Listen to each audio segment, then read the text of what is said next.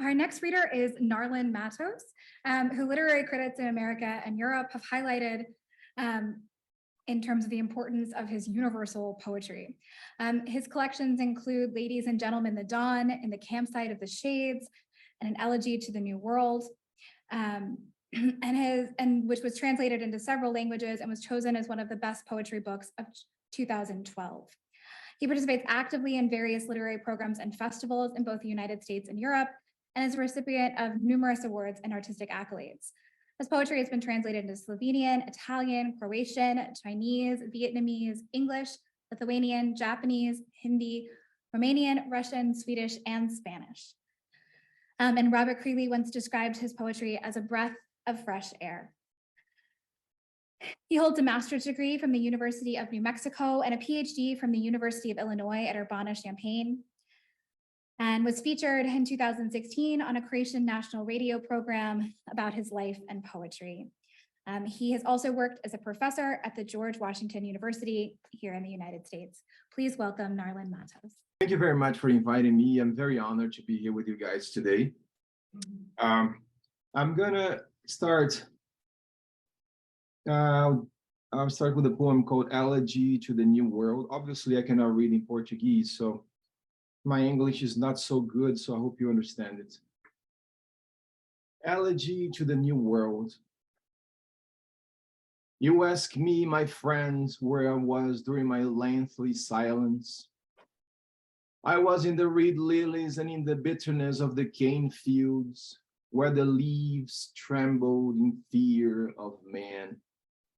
The cane fields whispered to me in horrific screams, the bitter blood that sweetened its mouth, the wrath hands that wiped its face, the cane field that died of hunger before turning 27 years old. The startless voices that swayed in distant foreign tongues. Oh, green cane field, what color is my red blood? My blood fears death, the scourge of night. My blood fears me. You ask me, my friend, where I was during my lengthy silence. I was on the slave trade ships that trafficked my destiny to America until now. They drank my legends like one drinks a barrel of rotten rum. They trapped each star in the sky and in the vast ocean, each bird, each feather of my headdress. They designed maps with my blood. They erected totem poles above my tribe and set fire in the sacred fields of my people. And their spears divided my veins into distant, different continents. You ask me, my friends, where I was during my lengthy silence. I was in the sea foam of unnavigated seas, where gunpowder, the bayonet, the mirror, tuberculosis, and syphilis came from, where the spades and the helmets came from. The clouds will never forget this. In the black Atlantics, in the docks of old pirate ships, in the dungeons of human cruelty, in the prisons of Sierra Leone, that still hurts in some fold of my body, in Angola, in Guinea-Bissau, in Senegal, in Benin. I was in the kingdom of Guatemala and the Yucatan province, and in the province of Cartagena de las Indias, and in the great kingdoms and great province of Peru, and in the new kingdom of Granada, and in the islands of Cuba and Trinidad, in the kingdom of the Aztecs, where swords of brutality ripped up my naked body, where the barons of the Indies hunted, where the barons of the Indies hunting dogs fed on the arms and the legs of defenseless children. You ask me, my friend, where I was, and only now I can break my silence. I was with me. Second one, this is very short. It's called Post-Columbians. Barely, just barely, the Indians of the Americas failed to Christianize the conquering Europeans. The European conquerors barely, just barely, the Indians of the America failed to Christianize. Barely, just barely.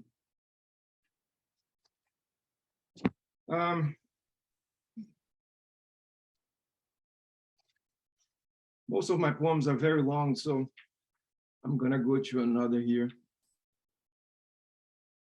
This is called Illiterate Civilizations. I write because in 476 AD, the Ottoman Turks conquered Constantinople and toppled the Roman Empire.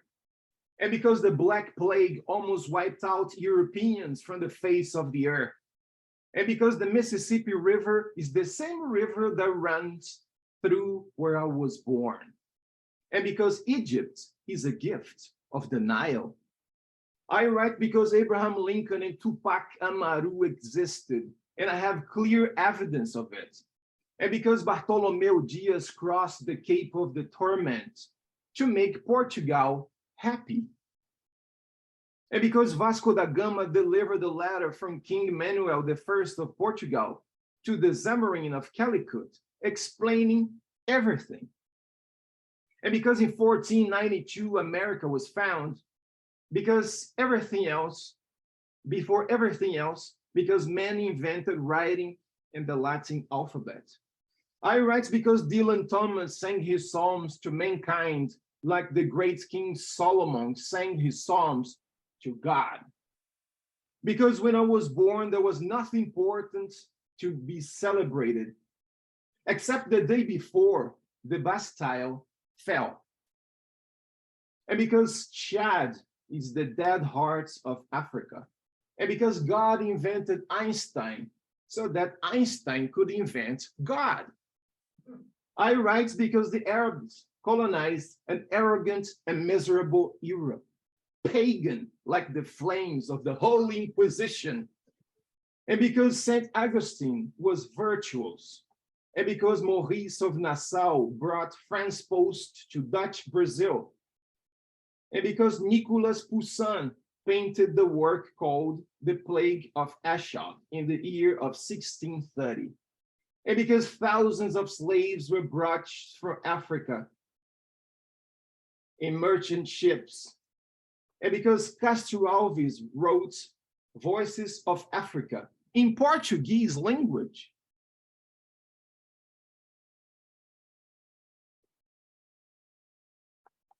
I write because today is Monday, and tomorrow I will meet her again and see her smile more beautiful than the face of springtime in the meadows.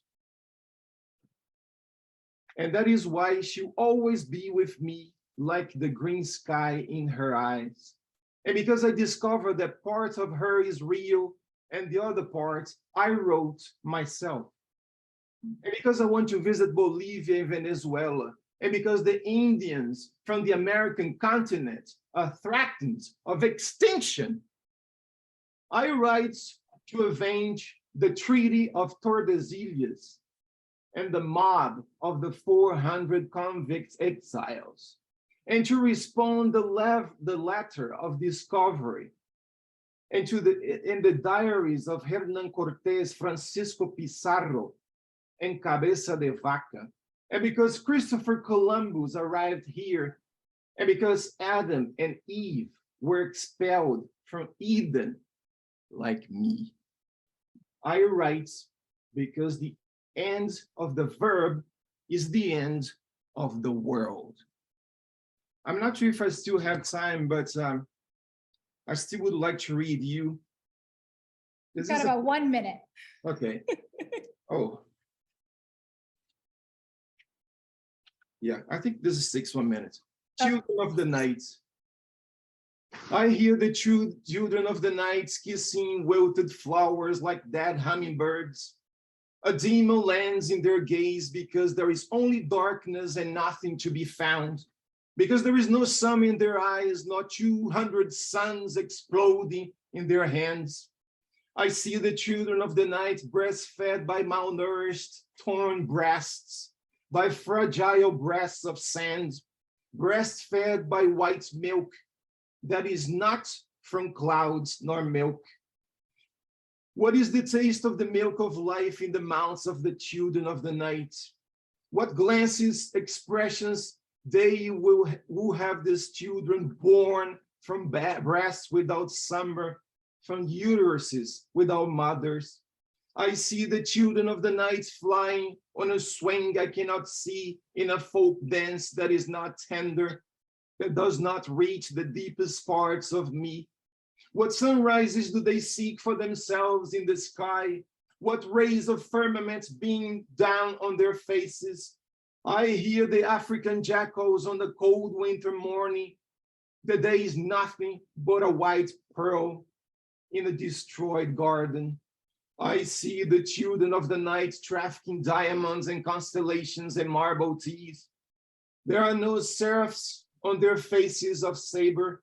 There is not a gypsy guitar in their mouths, and streams do not run in their veins.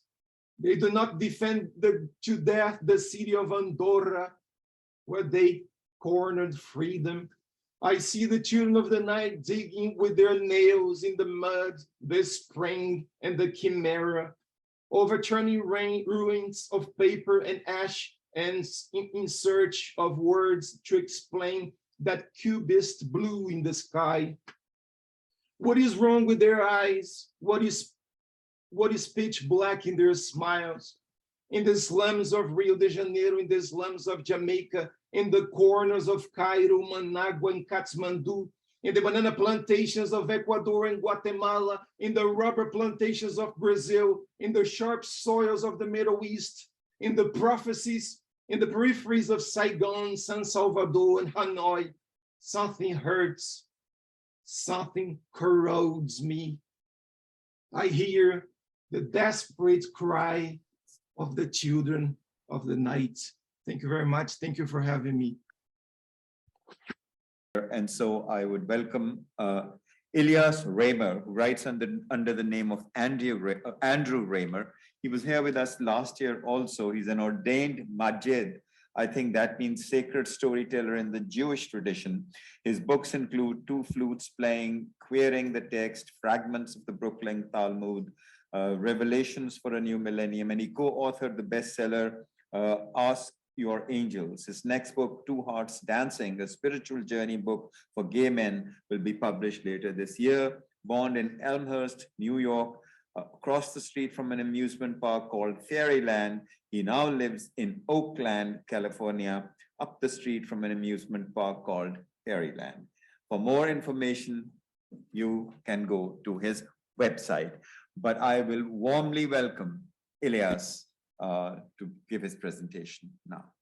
Ilyas. Thank you. And I'm sorry for the confusion on my part. Most of the time, I think I live in an alternate reality. So I'm going to read 3 poems. Believing. I am caught up in traffic, phone to ear as I drive, kids in the back seat, dog barking loudly, mamas in hospice, husbands at work, dad's back in rehab. Did you see the full moon last night? No way, no how. Did you get my text? Did you read her tweet? Have you seen his Facebook posting? I can't find my phone, dear. But, however, maybe if when. It was that light in the trees, the baby sliding wet from my body, your body, her body, his. That's a metaphor. for the moment when something shifted inside me from doubt and rage to shrugful maybe. It was her hand on my back. It was his lips on my neck. It was that song on your iPad. It was the video you sent me. You were the doorway to hope. She was the portal to joy. He was the vision I craved that moved me to oh yes from no. There was that good music blasting, pulsing horns and those drums. There was the joy in my body, a kind of wet, probing, pulsing. That swift took me over for just a moment or two, and I thought and I felt and I suddenly knew that yes, yes, yes, yes, God, can we see? There is you. Standing at Mount Sinai, the stream was loudly splashing. At first, I didn't hear God when she spoke to me in a soft, warm voice and said, "Darling, walk down to the water." So I did, moving slowly, pregnant in my 7th month. A family of frogs were dancing in and out of the stream. A breeze blew soft, rippling patterns over the surface, and the sun was reflecting on them, dancing too, so beautiful. Then God spoke again. She said, "Pick up that pointy little pebble at your feet. Walk over to the broad, flat rock behind you, my dear, and scratch out a few first sketches, because my holy book is going to need illustrations, and you might as well get started." So I did. Creating. We tell the same story over and over again from the Hebrew Bereshit, when in the beginning God created. Those words now translated, I read online, into more than 2,000 languages, signed and spoken, including 3 constructed ones like Esperanto. Yes, year after year, all over the world, millions, no billions of people tell the same story, how you, God, infinite, eternal, luminous, mother, father, multi-gendered, non-gendered parent of possibility, powerful beyond our imagining, took what in one of us would be one slow breath and breathed out breathless with anticipation. A luminous, singular, somewhere, somewhen. This morning, I did what I do each morning in my personal Bereshit, woke, stretched, dressed, sat to meditate, turned on my laptop to my favorite website, astronomy picture of the day, and staring at me, the Orion Nebula in pinks, dark blues, swirly browns, 1,500 light years away, 3,000 stars shining, all of them one, Hebrew, Echad. And in the midst of them, on this foggy California morning, galaxies swirling all around and inside me, shimmering. In silence, I heard you, God, call out to me. There is only one commandment now. Echad, stop ruining my planet and work together to heal it while you still have time.